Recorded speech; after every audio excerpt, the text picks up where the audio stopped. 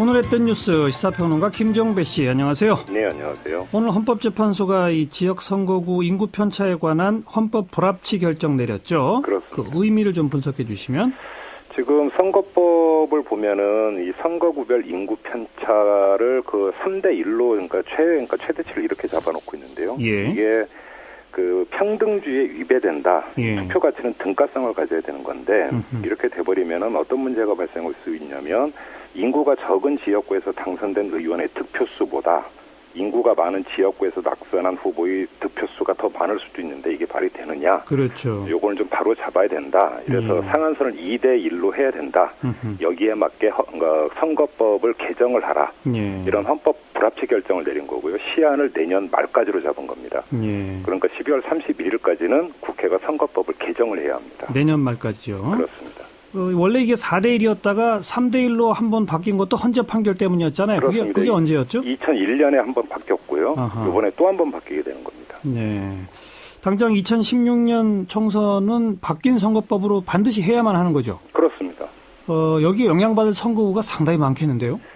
이게 뭐 워낙 복잡해서 간단하게만 말씀을 드리면 이 농촌 지역 같은 경우는 인구수가 상대적으로 적지 않습니까? 예. 이렇게 되면 지역구가 선거구가 줄어들 가능성이 있고요. 그렇죠. 반면에 인구 밀집 지역인 대도시에서 선거구가 늘어날 수가 있습니다. 당연하죠. 이렇게 되다 보니까 이제 물론 그 헌법재판소는 이 평등주의라고 하는 게 이 지역 대표성보다 더 우선해야 한다. 이렇게 이미 그 결정을 내렸기 때문에 예. 그러니까 사실은 원칙을 그러니까 확실하게 잡은 거죠. 하지만 벌써 정치권에서는 어떤 이야기가 나오고 있냐면 왜 지역 대표성을 제대로 고려하지 않았느냐. 예. 이런 이야기가 나오고 있는 거거든요. 예. 이제 문제는 이 헌법 불합치 결정이 내려졌기 때문에 선거구를 다시 조정을 해야 되는데 그냥 단순히 선거구 조정선에서 그칠 것이냐 예. 아니면 선거제도 개편 전반을 손볼 것이냐 예. 이게 일단 한 번의 갈림길이 될 것 같아요. 지금 여야 모두 정치혁신위원회라고 하는 것을 만들어 놓고 있지 않습니까?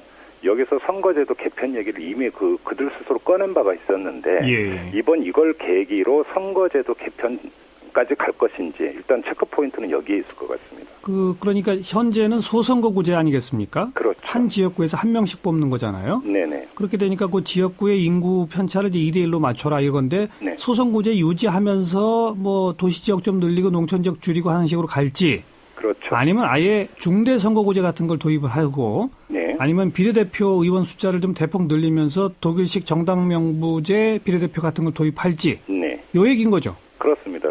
지금 첫 번째 말씀하신 게 이제 도농복합형이라고 이제 얘기를 해서 예. 농촌 지역 같은 경우는 소선거구제를 그대로 유지하고 선거구에서 한 명만 뽑는 거죠. 예. 근데 대도시 같은 경우는 중대 선거구제로 가서 최대 6명까지 뽑을 수 있는 예. 이런 혼합형으로 갈 수도 있고요. 예. 지금 이거는 이제 정치권에서 어떻게 이제 논의를 할 것이냐 이거에 따라 달려 있는데 문제는 정당의 이해관계가 상당 부분이 갈린다라는 겁니다. 그렇죠. 아무래도 새정치연합 같은 경우는 가장 핵심 기반은 호남 지역이라고 봐야 될 텐데 예. 호남 지역 같은 경우는 상대적으로 농촌 지역이 많고요. 예. 그러니까 인구가 상대적으로 적죠. 그렇죠. 이렇게 되다 보면 만약에 선거제도를 바꾸지 않은 상태에서 간다면 선거구가 줄어들 수가 있습니다. 예. 그러면 새정치연합의 호남 지역 출신 의원들이 과연 그것을 순순히 받아들이겠느냐. 이런 현실적인 의문에서부터 여러 가지 문제가 지금 벌써 여의도에서 제기가 되고 있는 거죠. 예.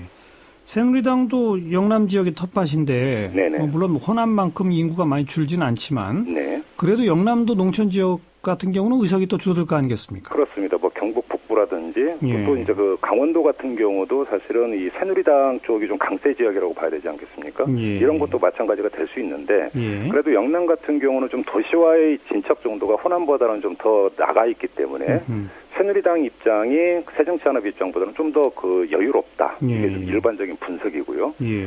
아무튼 선거제도 이야기가 어디까지 나올지는 좀 지켜봐야 될 것 같아요. 네. 네. 근데 지금 우리나라는 영호남의 지역주의가 엄존하고 있고 네. 그러면서 소선거구제를 유지하면 네. 사실 지금 이 새누리 새정치민주연합이라는 양당 제도가 바로 이 지역주의와 소선거구제의 결합을 통해 계속 존속되는 거 아닙니까? 그렇습니다. 중대선거구로 바꾸거나 아니면 독일식 정당명부 비례대표 같은 거를 대폭 늘리거나 하면 이 양당 구조 전체가 좀 변화를 가져올 수도 있는 거잖아요. 그렇죠. 근데 이제 문제는 이게 또 어떤 거하고 맞물리냐면 개헌 문제까지도 사실은 연결이 되어 있습니다. 예. 그래서 이게 만약에 선거제도를 어떻게 바꾸느냐에 따라서 그 정당의 정치 입지가 달라지게 되겠고요. 예. 이것이 뭐냐면 권력 구조가 어떻게 가느냐에 따라서 상당히 긴밀하게 연동이 되어 있기 때문에 예. 뭐 개헌 문제, 선거제도 개편 문제까지가 한 테이블에 올려져서 과연 얘기가 될 수 있을 것인가. 네네. 이게 좀 앞으로의 체크 포인트가 될 것 같은데 개헌 문제는 이미 지금 청와대에 바리케이트가 쳐져 있는 상태이고요. 예. 이런 상태에서 선거제도 개편 문제만 따로 뽑아서 이야기할 수 있겠는가. 예. 설령 그런다 하더라도 예.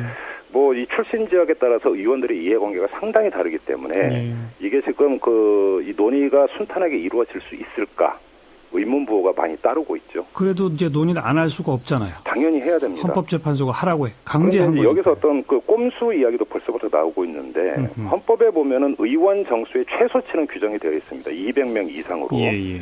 그런데 만약에 그러면 선거제도는 그 바꾸지 않고 의원 정수를 손을 댄다든지 예. 뭐 이런 꼼수도 이제 뭐 그 경계하는 목소리 지금 나오고 있죠. 논의는 어차피 시작됐다 이렇게 말해야 되겠군요. 그렇습니다. 수고하셨습니다. 고맙습니다. 시사평론가 김종배 씨였습니다.